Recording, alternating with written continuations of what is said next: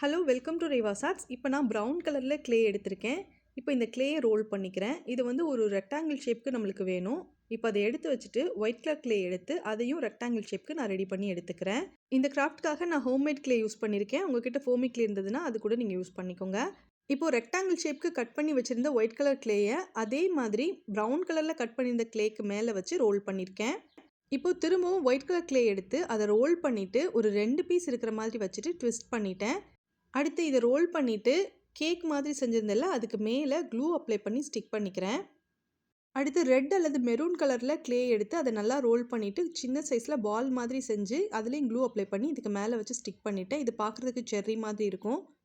இப்போ இதுக்கு மேலே டிரான்ஸ்பரண்டான நெயில் பாலிஷ் அப்ளை பண்ணிக்கிறேன். வார்னிஷ் கூட கொடுத்துக்கலாம்.